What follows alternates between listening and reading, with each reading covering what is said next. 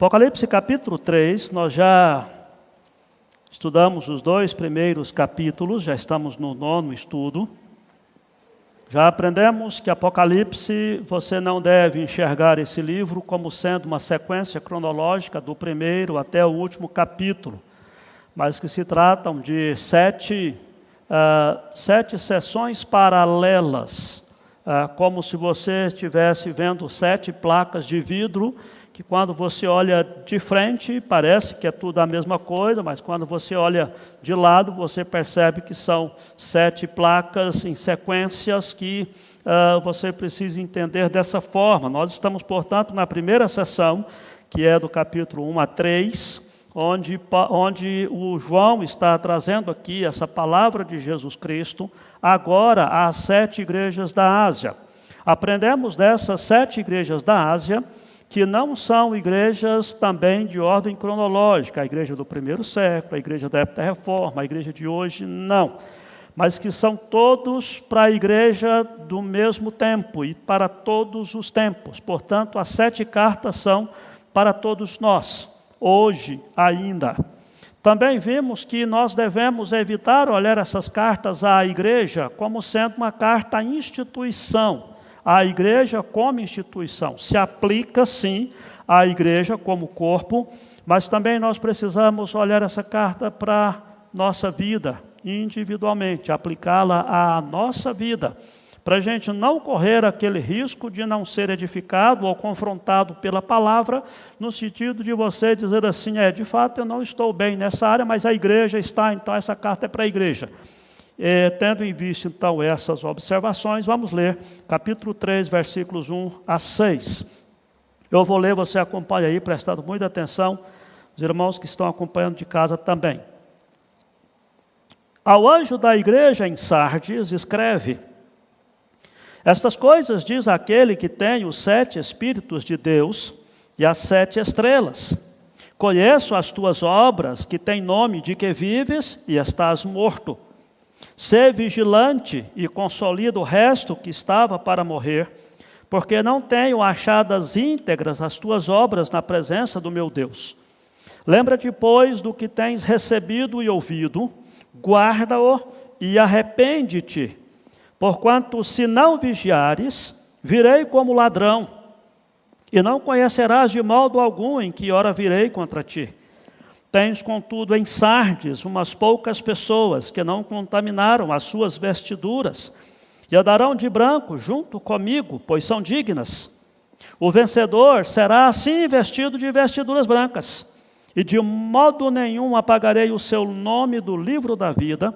Pelo contrário, confessarei o seu nome diante de meu Pai e diante dos seus anjos. Quem tem ouvidos, ouça o que o Espírito diz às igrejas. Vamos orar mais uma vez.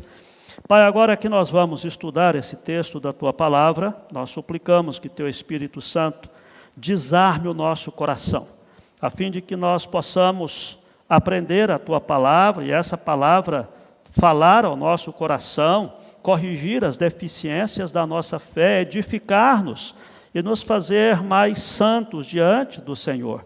Pedimos, portanto, essas bênçãos, em nome de Jesus. Amém, Senhor.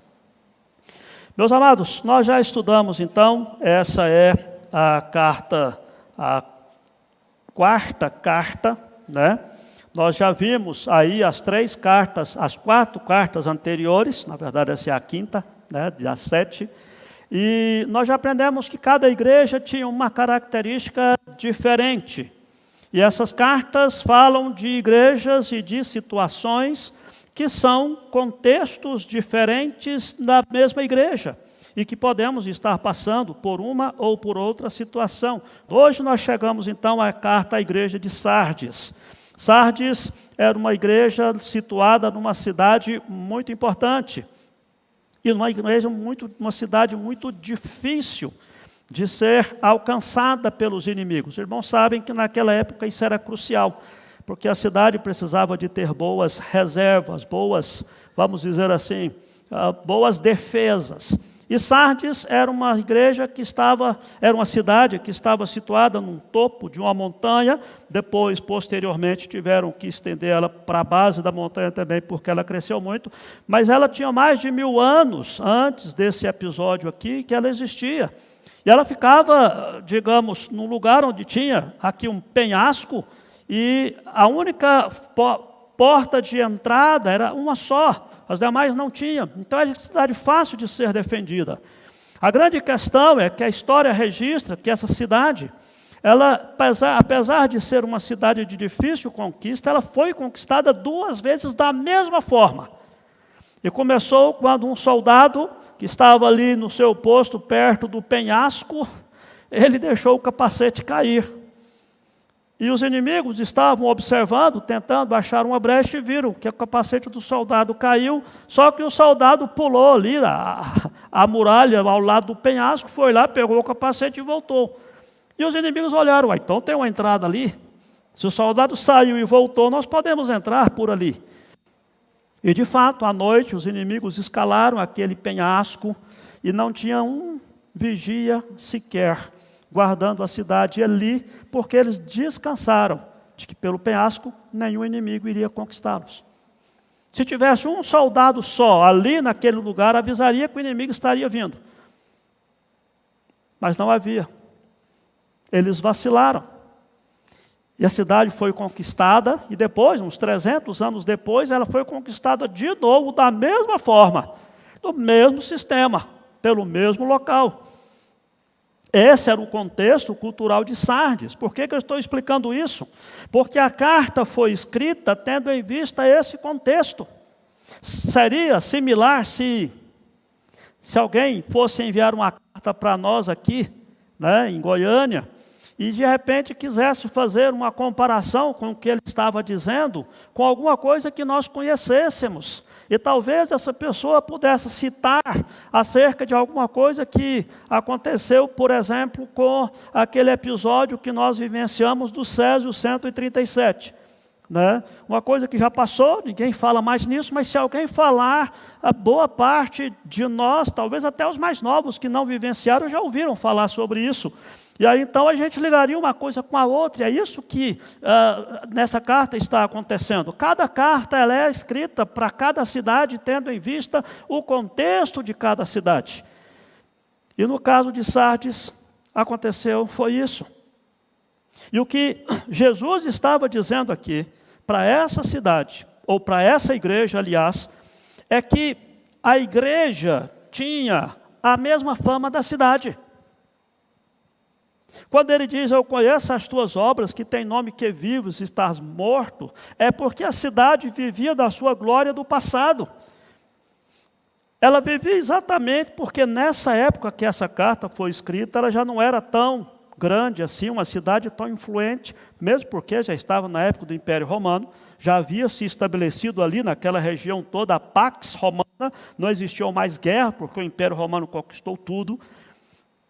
E a cidade, então, vivia dessa forma. E a reclamação que Jesus faz para essa igreja é exatamente essa. A igreja tinha a reputação de que estava viva, mas, na verdade, ela estava morta.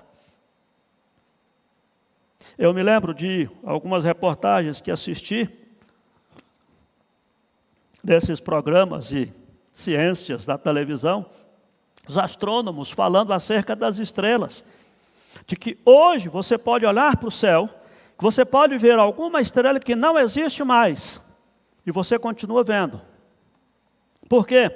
Porque a distância daquela luz, para aquela luz chegar até nós, é tão grande, que se porventura a estrela morrer e se apagar, vai demorar para nós aqui da Terra enxergar que aquela estrela não existe mais. Às vezes ela já deixou de existir, mas a luz dela ainda está chegando até nós. E é mais ou menos isso que Jesus está mostrando aqui. Essa era a igreja de Sardes.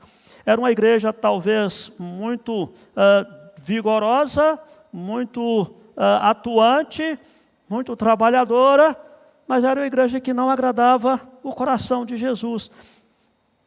E é aqui que quero chamar a sua atenção.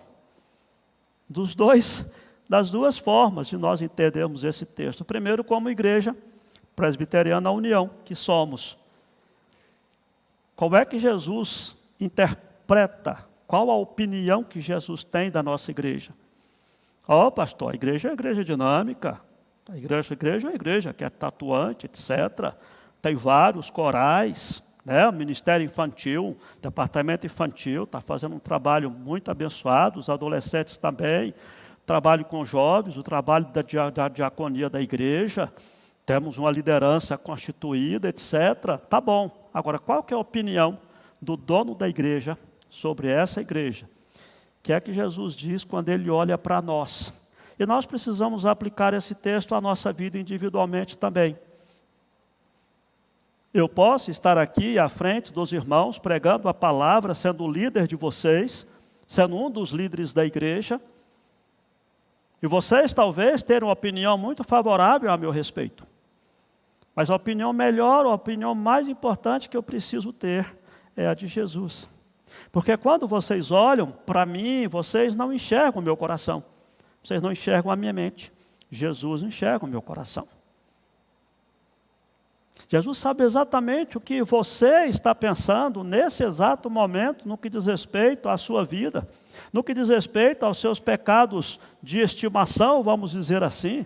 E à medida que você está aqui ouvindo essa palavra, e você que está em casa da mesma forma, Jesus está olhando para você e Ele sabe exatamente o que está no meu coração e no seu coração, de tal forma que nós podemos enganar uns aos outros, passar uma aparência boa uns para os outros e uns dos outros, mas de Deus nós não podemos ocultar absolutamente nada. É por isso que a carta à igreja de Sardes vai nos trazer um alerta sobre o perigo da vida de aparência, de você mostrar que é uma coisa e na verdade ser outra.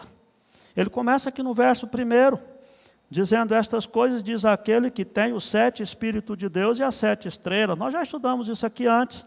A ideia dos 7 Espíritos não é que tem 7 Espíritos, mas é a ideia da perfeição do Espírito Santo, ou a referência do Velho Testamento, dos 7 dons do Espírito, ou 7 dádivas do Espírito, Espírito de conhecimento, de sabedoria, etc, etc, etc.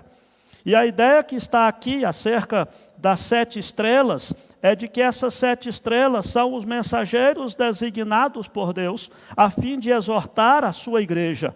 E eles também estão nas mãos de Jesus. E a exortação maior que essa carta traz é a necessidade de um reavivamento por parte da igreja e de cada um de nós cristãos. Quando a gente fala de reavivamento, você diz assim, opa!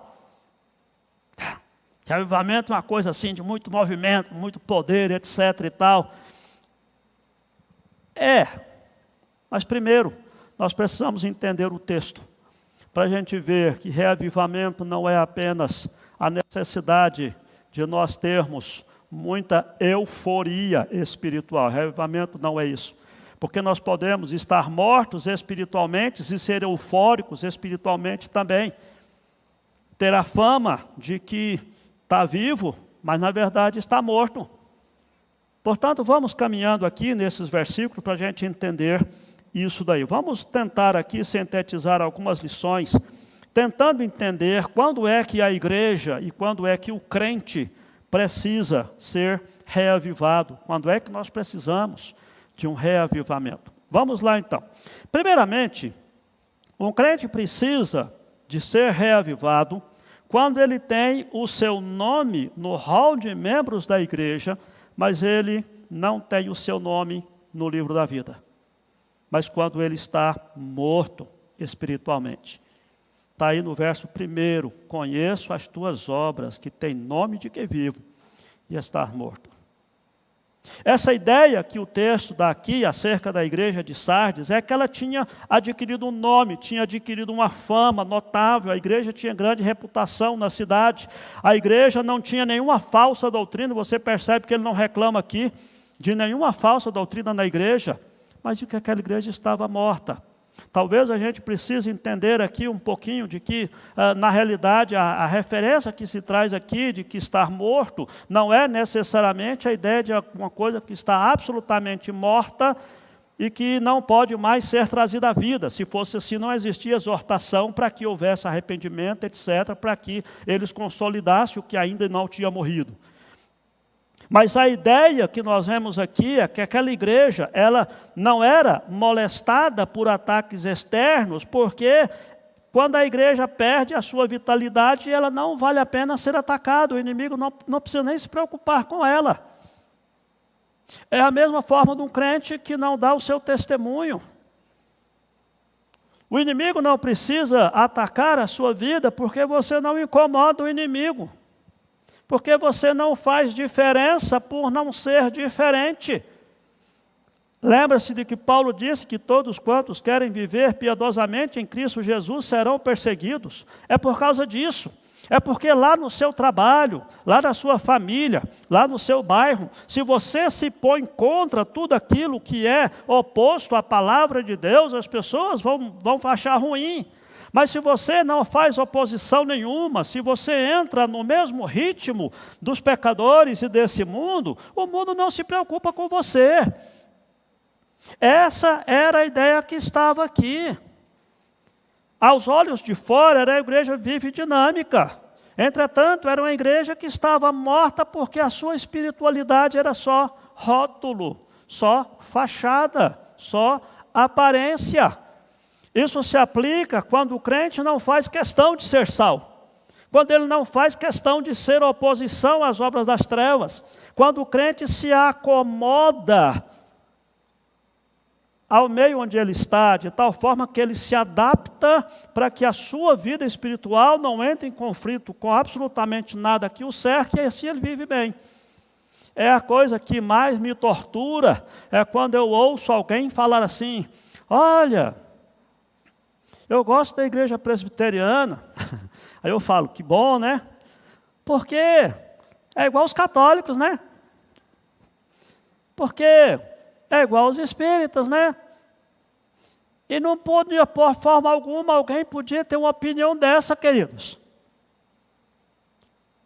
Às vezes, aquela história do garoto, o rapaz que foi para o quartel, passou lá um mês, primeiro mês no quartel, e quando voltou, os pais ficaram apreensivos, diz, meu filho, o que aconteceu? Você foi perseguido lá porque você é crente? E o rapaz disse, não, pai, eles nem desconfiaram que eu sou crente. Ninguém sabe lá que eu sou crente. É esse tipo de comportamento que às vezes acontece, é que quando nós precisamos de um reavivamento. O nome reavivamento já diz isso, é trazer a vida de volta, ou trazer a vitalidade de volta. Eu não estou dizendo que você morreu no sentido que você deixou de ser crente. Não é isso. Como disse, mesmo a descrição aqui, que tem fama de estar vivo, mas está morto, lá na frente ele diz, arrepende-se, não virei e tal. Ou seja, não é a questão de que morreu espiritualmente que deixou de ser salvo. Não. Mas é a questão de que precisa ser reavivado. A chama precisa ser acesa de novo. Esfriou. Então, primeiramente, o que nós aprendemos desse texto é isso. Nós precisamos de um reavivamento. Quando, como igreja, nós não temos relevância nenhuma na sociedade. E como cristãos, nós não fazemos diferença nenhuma na vida de ninguém. Segunda lição que nós aprendemos desse texto é que nós precisamos de um reavivamento quando nós estamos enfermos, espiritualmente falando. Nós aprendemos isso do verso 2, quando ele diz, ser vigilante, consolida o resto que estava para morrer. Ou seja, ainda existia alguma vida ali. Ainda existia, vamos assim dizer, uma pequena brasa ali.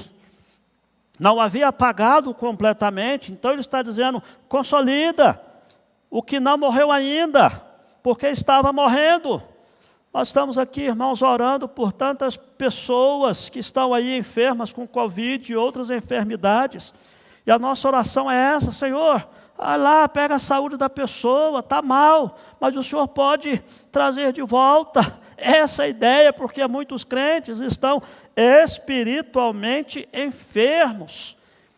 E quando se tem essa enfermidade, essa fraqueza, às vezes crentes em fase terminal, nós precisamos de um reavivamento. Agora percebam que a ideia que a palavra de Deus está dando aqui é de que esse reavivamento é possível. Lembram-se de um texto que está lá no profeta Isaías, se não me falha a memória, depois Jesus repete ele de novo lá em Mateus, quando diz que ele não esmagará a cana quebrada, nem apagará aquela que fumega. A ideia é que se na sua vida espiritual você está como uma cana quebrada, como uma chama que já está quase apagando, é que o dono da igreja, o dono da nossa vida, que é Jesus, ele não despreza isso, ele não continua pisando, pelo contrário, ele restaura. Ele põe de novo ali uma brasinha e sopra para aquela chama voltar a arder novamente na sua vida, na sua fé. E aí sim, quando nós estamos nessa enfermidade, nós precisamos de um reavivamento. Terceira lição que nós aprendemos nesse texto é que nós precisamos de um reavivamento. Quando, a despeito de estarmos em grande atividade na igreja, nós estamos sem uma vida de integridade. Essa é a reclamação que Deus faz aqui no verso 2. Quando ele diz: porque não tenho achado íntegras as tuas obras na presença de Deus. Preste atenção, esses irmãos tinham obras. Eles não eram inoperantes, mas eles não tinham integridade. A integridade é a capacidade ou a qualidade de você ser completo. Essa é a ideia, o íntegro nesse sentido, de ser completo. Percebam, irmãos, que nós podemos sim ter diversos ministérios e atuações na igreja, mas quando Deus olha a nossa vida, Deus não vê apenas o trabalho que nós oferecemos a Ele aqui. Deus não vê apenas o ministério que nós temos, seja na equipe de louvor, no presbiterato, diaconato. Deus não vê apenas aqui a nossa contribuição financeira da igreja. Não, Deus olha o todo. Eu preciso sim ter o meu ministério na igreja, eu preciso sim ser alguém com um coração liberal financeiramente com a obra de Deus, mas eu preciso ser alguém que tenha o coração quebrantado na presença de Deus. Lembrem-se do estudo passado, quando nós aprendemos que o fato de nós termos grandes qualidades não leva Deus a fazer vista grossa para o nosso pecado. Você pode trabalhar, você pode servir a Deus, mas você não tem a liberdade de manter alguns pecados na sua vida, porque, gente, mas eu estou fazendo tanta coisa para Deus, o que custa Deus deixar eu comer um pecadozinho aqui do dia a dia? Isso é falta de integridade, é quando você serve ao Senhor, honra a Deus com seus lábios, mas o seu coração não está com o Senhor. Aí o crente precisa de um reavivamento, porque ele está perdendo a vida espiritual, a despeito de estar servindo a Deus com grande empenho, a respeito de ser uma igreja ativa, dinâmica.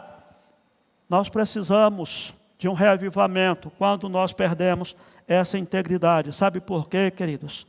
Porque a partir do momento que eu tenho um ministério aqui na igreja, mas eu não glorifico a Deus, essa glória eu tomo para mim.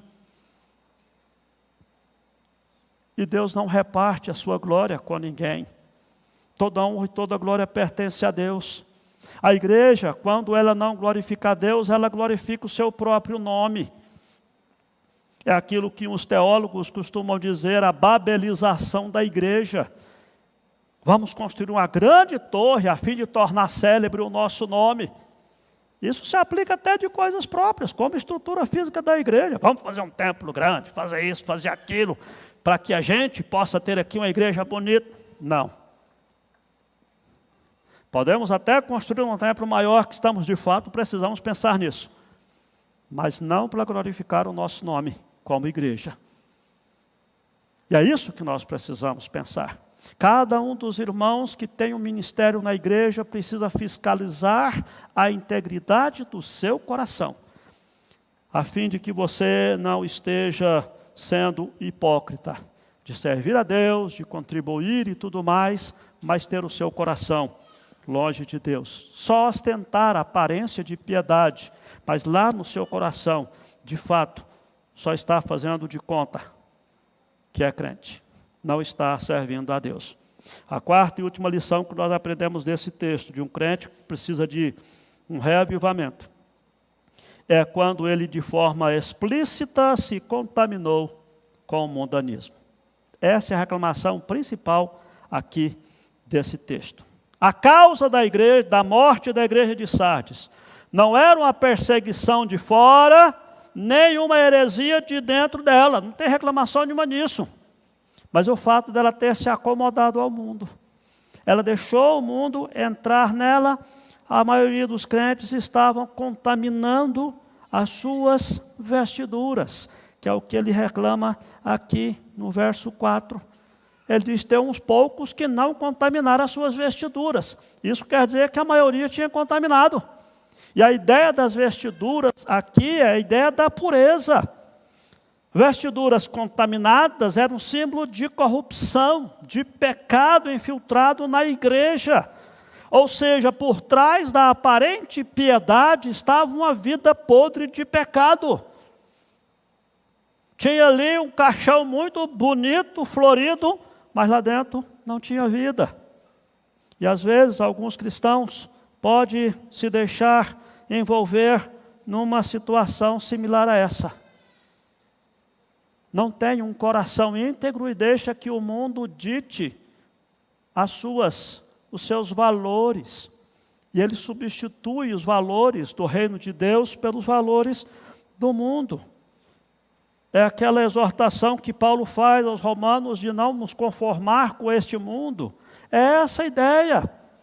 A palavra de Paulo, e não vos conformeis com este mundo, a palavra conformar ali é formar de acordo com. O que Paulo está mostrando é que a nossa vida não pode ter como molde, como uma forma, o mundo. E a palavra aqui é a mesma. O que Jesus estava reclamando aqui dessa igreja era isso. A igreja estava se conformando com o mundo. A igreja estava se deixando levar pelos padrões do mundo.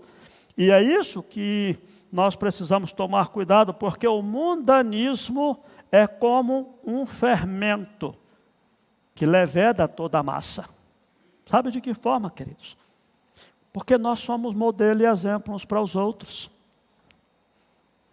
É simples. Pode observar a moda de roupa. Se por acaso, por alguma razão, eu resolver, sei lá, eu ia falar deixar a barba, porque mas eu não tenho barba, né? Mas vamos fazer de conta que eu tenho barba.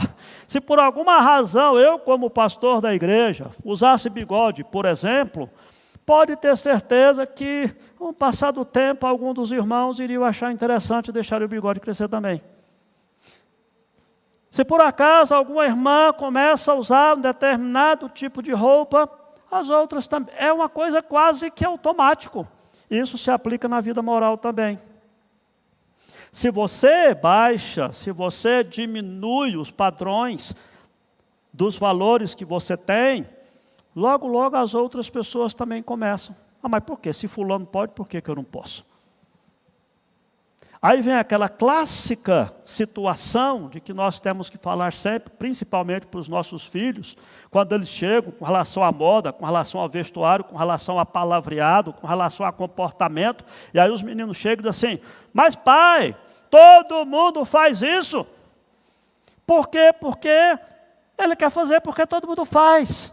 Aí a gente tem que explicar: meu filho, o que a palavra de Deus diz é que Ele nos tirou do império das trevas e nos transportou para o reino do Filho do seu amor. Por isso você não está mais na categoria de todo mundo. Todo mundo não envolve mais você. Agora, quando eu falo isso, mas eu começo a praticar na minha vida isso, queridos, aí é diferente. Se aquilo que eu assisto na televisão, que eu vejo na internet, se o meu vocabulário, se o meu comportamento começa a ficar permissivo, isso é um fermento que contamina os outros irmãos, da mesma forma como a sua firmeza nos valores do reino de Deus serve de poder, de modelo para os demais irmãos. Por isso a necessidade de nós entendermos que nós somos um corpo. Eu não posso dizer, pastor, não, eu de fato, a minha vida íntima, ela é permissiva, eu me permito fazer umas coisas, mas isso é problema meu, não é problema da igreja. Eu bebo, sei lá, eu tenho um comportamento que é questionável pela igreja, mas isso é problema meu, não é problema da igreja. Meu querido, preste atenção. Trocentas vezes já deixamos claro que nós somos um corpo. Não adianta se um dedão do meu pé querer alguma coisa contrário aos demais membros do corpo. Se eu tiver com um problema, com um tumor no dedão do meu pé, e você perguntar se eu estou bem, eu vou dizer que eu não estou bem. Eu não vou falar para você, eu estou bem. Estou com um tumor no dedo do pé, mas o problema é dele. Meu pé que se vira, meu dedão que se vira lá, eu não tenho nada a ver com isso. Não, eu vou dizer, eu estou com um tumor. Eu estou com um problema sério. Na verdade é no dedão do meu pé, mas o dedão do meu pé sou eu. Essa é a ideia do corpo. É por isso que a carta é enviada para a igreja. É por isso que nós precisamos entender essa carta de forma individual, porque aquilo que acontece na sua vida influencia na vida da igreja, positivo ou negativamente. E nós precisamos de um avivamento. Quando nós, como cristãos, não estamos tendo coragem de ser diferentes no mundo. Aí nós precisamos, porque isso faz com que a nossa fé, por mais que a gente possa achar que nós somos moderninhos, por mais que a gente possa achar que nós somos diferentes dos crentes mais velhos, etc. e tal, mas isso faz com que a nossa fé vá se apagando, que a nossa brasa vá esfriando. E nós precisamos parar e dar uma mexida, né? Os mais velhos sabem do que eu estou dizendo, né? Quando tinha lá o fogão a lenha, que você colocava fogo, aí de repente você chegava lá, o fogo estava quase apagando, né? Aí você tinha que pegar a lenha, ir lá, dar uma especada naquele tição, né? Colocar um pouquinho mais, e o fogo voltava. Assim também é na nossa vida espiritual. Nós precisamos reagir, nós precisamos sair do marasmo, do ostracismo, e quem sabe dar uma sacudida na gente mesmo, né? Pegar a gente, acorda, o que está acontecendo contigo? Nós precisamos de um reavivamento, queridos. Quando a nossa fé começa a ficar mecânica, quando a nossa vida espiritual começa a ficar fria, e talvez você diga, pastor, ótimo, entendi. Eu preciso de fato de um reavivamento na minha vida. Eu tenho que mudar algumas coisas na minha vida, porque de fato eu estou assim meio moroso na vida espiritual. Como é que eu faço isso, pastor? Aí vem uma segunda parte desse texto. Como é que se busca um reavivamento? 3 dicas que o texto nos dá. Primeira dela, nós buscamos um reavivamento quando nós voltamos a ter vigilância espiritual. É claro aqui no texto, no verso 2, ele diz assim, ser vigilante. Volto a lembrar a você o contexto da cidade que estava embutido na cultura dessa cidade. Eles sabiam que a cidade caiu porque não vigiou. Se tivesse um único soldado, podia ter sido uma criança ali naquele muro, nas 2 vezes que a cidade foi conquistada, essa pessoa avisaria o exército que o inimigo estava vindo por ali. Mas não tinha ninguém. Quando ele diz ser vigilante, é essa ideia, estava por trás esse contexto cultural, e essa é a ideia. Sardes caiu porque não vigiou. Ela foi conquistada, nunca tinha sido conquistada por um ataque direto. Foi derrotada 2 vezes por ataques indiretos, por falta de vigilância por parte dos soldados, daqueles que deviam estar defendendo a cidade. Jesus traz o alerta aqui que se a igreja não vigiar, se ela não acordar, e ele diz aqui, senão virei como ladrão, e não conhecerás de modo algum em que hora virei contra ti. O mesmo contexto da cidade que caiu de uma hora à noite, que ninguém percebeu que os soldados entraram e conquistaram. Observe, irmãos, essa é a exortação, vigia, porque o dia que Jesus vier ter conosco não será dia de luz e sim de trevas para aqueles que ainda não têm o seu coração transformado. A igreja que não vigia contra a tentação do pecado. Os crentes precisam fugir de lugares, situações e pessoas que possam ser um laço para os seus pés. Essa ideia, eu busco um avivamento quando eu vigio a minha vida, quando eu vigio os meus olhos. Tem um texto muito claro com relação a isso, né? Escrito no livro de Jó, que eu acho muito interessante. Vou até achar esse texto aqui, para a gente relembrar.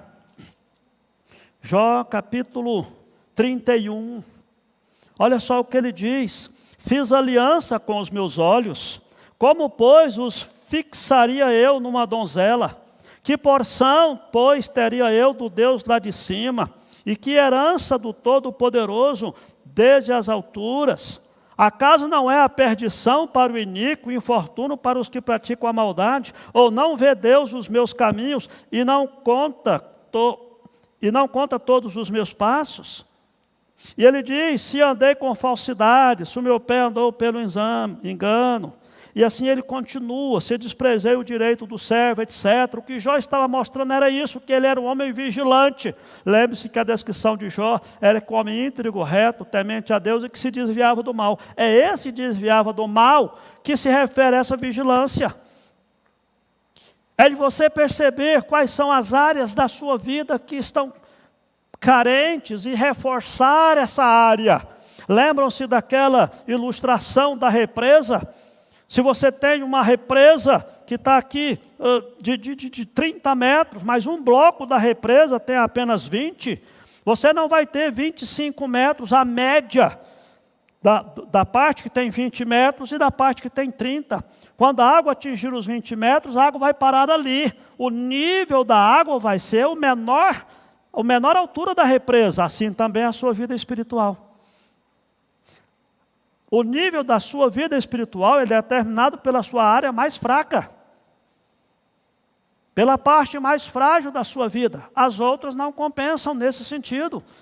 É por isso que o primeiro passo que ele diz é a vigilância. É uma exortação daqueles membros da igreja que estão sonolentos.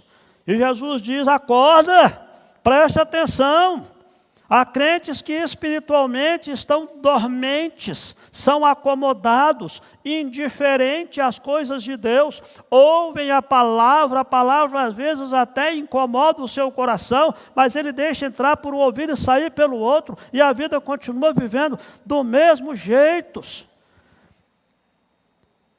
Acorda, seja vigilante, essa é a ideia. Os perigos são sutis. E você precisa ser vigilante no sentido de você não brincar com situações que possam te levar ao pecado e à perda do testemunho. Seja cauteloso, tenha cuidado com isso. Muita gente gosta de brincar com a tentação. E diz assim, não, mas tentação não é pecado. É pecado se eu cair em tentação. Mas quando eu começo a curtir o gostinho da tentação, eu estou caindo, colocando o pé numa armadilha, numa cilada. E o diabo, às vezes, ele faz isso, ele vai aliciando, amaciando, você vai se deixando levar por aquela situação de tentação, e quando você menos esperar, o golpe vem e você cai, porque você não vigiou. Por isso, aqueles que buscam, de fato, um avivamento na sua vida, ele precisa começar vigiando as suas áreas. Lembre-se que na história da igreja, todas as vezes que Deus começou uma fase nova na história do seu povo, Deus começou sendo mais intolerante com o pecado. Foi assim no jardim do Éden, que Deus não deu chance de Adão arrepender para continuar no jardim. Foi assim com Sodoma e Gomorra, que era o começo da nação de Israel. Deus não deu chance para aquela cidade se arrepender dos pecados, Deus destruiu aquelas duas cidades. Foi assim em Atos capítulo 5, com Ananias e Safira. Deus não deu chance para aqueles dois se arrependessem do pecado, porque Deus estava começando uma página nova na história do seu povo. Se você quer uma página nova na história da sua vida espiritual, lembre-se que Deus vai começar por aí, pelos seus pecados, sendo intolerante com os seus pecados. Vigia. Segunda forma de nós buscarmos um avivamento é uma volta urgente à palavra de Deus. Voltar à palavra. Quando ele diz aqui, lembra do que tens recebido e ouvido, guarda e arrepende, ele está se referindo ao capítulo 1, versículo 3, quando ele diz lá no começo, bem-aventurado aqueles que leem, aqueles que ouvem as palavras da profecia e guarda as coisas nelas escritas, pois o tempo está próximo. Irmãos, preste atenção, reavivamento não vem à parte da palavra. Se você quer algo novo da parte de Deus, volte-se para a palavra, porque Deus fala através da sua palavra. Quantas vezes nós temos visto pessoas que buscam algo novo da parte de Deus, através de busca de eventos, de situações de euforia emocional, coisas que é como um fogo de palha. Pode até ser que venha de fato uma grande euforia, mas se a palavra não estiver no alicerce, passa rápido. Os irmãos que são mais velhos sabem disso, não vou nem citar muitos aqui, que o nosso tempo já está esgotado. Mas lembram-se quando tinha aquela época, tal do dente de ouro, que foi aquela festa, aquele negócio, está tendo um reavivamento. Cadê? Cadê? Acabou. Não, pastor, porque agora é outra coisa. Não, irmão, não, é porque a palavra é que precisa ser a base da nossa vida espiritual. Por que vocês acham que na nossa época tem um número exageradamente alto de desigrejados? É gente que estava na igreja, e você pode começar a perceber, gente que era atuante na igreja, gente que tocava, que cantava, que fazia parte disso, daquilo, etc. Esfriou. Cadê o fervor? Palavra.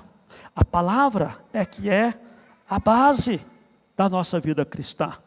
Volte-se para a palavra. Nós precisamos, irmãos, deixar com que o nosso passado abençoado, ele nos desafie no presente a voltar para a palavra. Porque às vezes nós temos isso.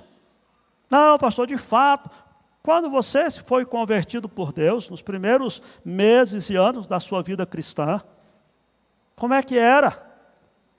O que aconteceu, afinal de contas, com aquela paixão que você tinha pela igreja, pelas coisas de Deus, pela palavra?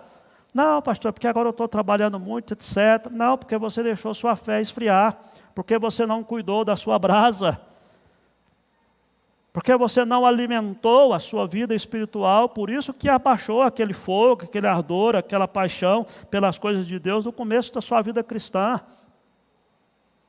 Ainda essa semana, na reunião de oração ali do coral, na quinta-feira, estava falando com a Lília, ela falou, o nosso coral, né, quanto tempo, etc. Eu falei, pois é, Lília, eu cantei nesse coral há 40 anos atrás. Exatamente, 81. E quando eu cantei, o coral já existia. Quando eu cheguei, o coral já existia. Os irmãos da velha guarda aí sabem muito bem, tá? E às vezes nós olhamos para aquela época, nossa, naquela época era bom demais a gente. Hoje não, hoje a igreja ficou, o povo é tudo frio, o povo é tudo sem compromisso. Irmãos, nós precisamos pegar aqueles exemplos que nós temos no passado, para que ele nos desafie a buscar a Deus com integridade de coração, e a ter o mesmo ardor que nós tínhamos antes. Nós precisamos ter fome e sede da palavra. Um reavivamento veio quando o povo de Deus se volta para a palavra de Deus. Quando um povo de Deus busca a Deus em oração dentro da palavra.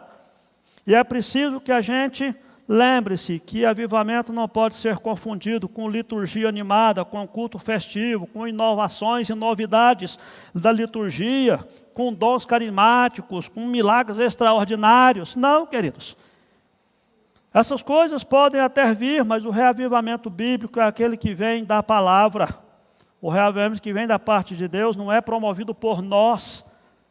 Não é arrumar, vamos arrumar uma equipe louvor, mais isso, mais aquilo. Não, nós temos que de fato voltar à palavra de Deus. E finalmente, por último, nós podemos buscar um avivamento quando nós voltamos à nossa vida espiritual, à busca da santidade. Como ele diz no verso 4, tem escultura em Sardes umas poucas pessoas que não contaminaram as suas vestiduras. O torpor espiritual, a anestesia espiritual daquela igreja não tinha atingido a todos. Ainda havia algumas pessoas que permaneciam fiéis a Cristo. Os poucos crentes verdadeiros que não haviam se contaminado com o mundo. E uma das formas de você buscar um avivamento é você manter-se incontaminado pelo mundo. Ter a sua mente e o seu coração orientado pela palavra de Deus. Não se deixar convencer pelo brilho, pela fascinação do mundo, mas manter firme a sua fidelidade a Deus através da palavra. Queria trazer aqui apenas 2 aplicações para o nosso coração, inclusive estudando o último versículo. A primeira aplicação é para aqueles que estão vivendo uma vida cristã de aparência, de torpor, de anestesia espiritual, vamos dizer assim. Se você se identifica assim, não, pastor, de fato, eu era alguém animado na igreja, eu li a Bíblia uma vez por ano, eu servi a Deus, agora eu estou assim meio desanimado, não sei, estou assim meio lá, meio cá. Meus queridos, preste atenção, se essa palavra está escrita aqui, é porque ainda está em tempo de fazer alguma coisa. É a ideia do arrepende-te e consolida o resto que estava para morrer. Faz alguma coisa. Mexe com o seu próprio coração. Reage. Busca mais a presença de Deus na sua vida. Repensa os seus caminhos. Volta a estudar a palavra. Volta a servir a Deus com alegria. E se porventura você não tem orientação ou não sabe como voltar a fazer isso, procure a igreja, procure outros irmãos, procure o seu pastor, procure um presbítero, procure uma irmã com a qual você tenha liberdade de abrir o coração, busca aí um companheiro de jugo para te ajudar a reacender essa chama no seu coração, a fim de que você possa mudar essa situação e não continuar anestesiado espiritualmente, vendo as coisas acontecer, doido para fazer alguma coisa para mudar a sua vida espiritual, mas sem saber o que fazer, sem saber como reagir. Acorda, preste atenção, levanta, busca a Deus e muda a sua postura com relação à sua vida espiritual. E a segunda aplicação que quero fazer é aos poucos que não se contaminaram. Verso 4.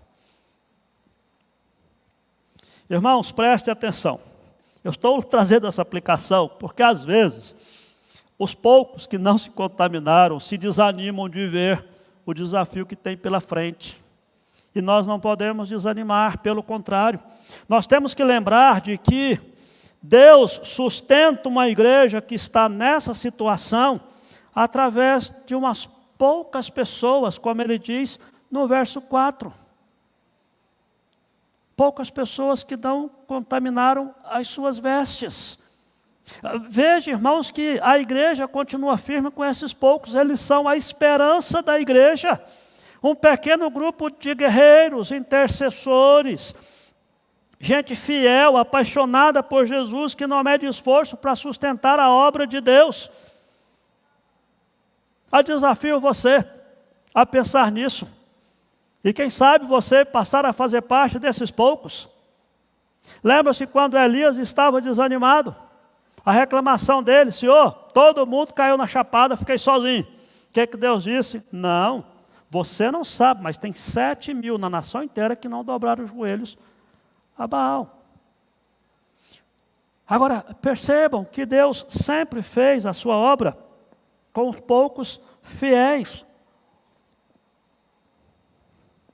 Sempre. Posso usar aqui o exemplo do coral, que acabei de citar aqui. Quem é que está lá firme no coral? Pode ver que tem um grupo fixo que está lá sempre firme. Desafio você a fazer um levantamento do nosso culto de quarta-feira pelo Meet e pelo Facebook. Nós temos lá um grupo de umas 40 a 50 pessoas, de 30 a 50, dependendo do dia, entre o Meet e o Facebook, mas as mesmas carinhas de sempre estão lá. Reunião de oração, temos umas 25 pessoas, as mesmas carinhas de sempre estão lá. Nós somos 400 membros dessa igreja. Tem 25 lá na reunião. E os mesmos estão lá, firme, sustentando aquela obra. Essa ideia que quero dar, queridos, é que aqueles que estão se achando poucos para sustentar a obra, precisam se lembrar que Deus faz a obra exatamente com esses poucos. Não desanime, pelo contrário, se dispõe a dizer, eu não posso largar esse ministério, porque Deus conta comigo como obreiro, e vamos em frente. Essa é a ideia. Não se desanime. E aquilo que Deus fala aqui no finalzinho, para lembrar e para animar a gente a não abandonar a nossa fidelidade, a continuar sendo parte desses poucos, está no verso 5. Quando diz ao vencedor, ele traz aqui 3 promessas. A primeira promessa é que serão vestidos de roupa branca. Roupa branca aqui é símbolo de festa, pureza, felicidade e vitória. Preste atenção, queridos. Sem vida com Deus aqui na terra, não haverá vida com Deus no céu. Lembre-se sempre disso. Sem santidade na terra não haverá glória no céu. Uma coisa está antecedendo a outra. Então, o primeiro presente, primeiro prêmio que Deus nos dá para estimular a continuar firmes na luta contra o pecado e na luta a favor da obra de Deus é essa. Nós seremos vestidos de roupa branca. Segundo, seus nomes serão mantidos no livro da vida. Ele diz assim, de modo nenhum apagarei o seu nome do livro da vida. Tem motivação maior para continuar servindo a Deus, queridos? Não tem. Não tem. O nome no livro da vida. E finalmente, a última promessa que ele traz aqui, é que ele nos confessará diante do Pai e dos anjos. Jesus já tinha dito isso antes, lembram-se? Todo aquele que me confessar diante dos homens, também eu confessarei diante de meu Pai que está nos céus. E todo aquele que me negar diante dos homens, também eu negarei diante de meu Pai que está nos céus. Na realidade, essa carta aqui, que foi também escrita por Jesus, Jesus está dizendo que esse desleixo com a nossa vida é uma forma de negar a Jesus. Você não nega com a sua boca, de forma explícita, mas você pode negar a Jesus com o seu comportamento, com a sua atitude. Quando ninguém sabe que você é crente, quando a sua fé não incomoda ninguém, quando você se adequa a qualquer ambiente, a qualquer situação, a qualquer filosofia, a tudo. Você não, eu dou um jeitinho, eu sou crente, eu vou falar isso aqui não, mas lá na igreja eu vou servir a Deus. Não, queridos. Ou você é crente aqui, na sua escola, no seu namoro, na sua família, ou você não é crente lá e nem aqui. Essa é a mensagem final que Deus nos dá aqui. Portanto, quero deixar aqui esse desafio para que você continue buscando a presença de Deus.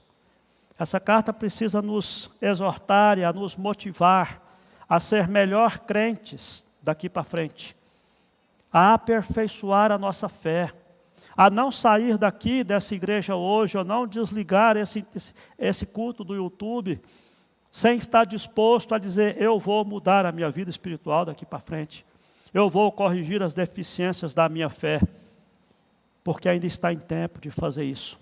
Que Deus aplique essa palavra ao seu coração, que você guarde isso no seu coração, e que Deus não lhe dê paz. Pastor, que história é essa? Deus não dê paz, eu quero paz. Não. Que Deus lhe dê um santo incômodo, para que você saia dessa palavra incomodado, dizer, eu preciso mudar a minha postura diante de Deus, eu preciso aperfeiçoar a minha fé, e deixar de ter uma fé, um cristianismo secularizado, mecanizado. Olá, que bom ter você por aqui.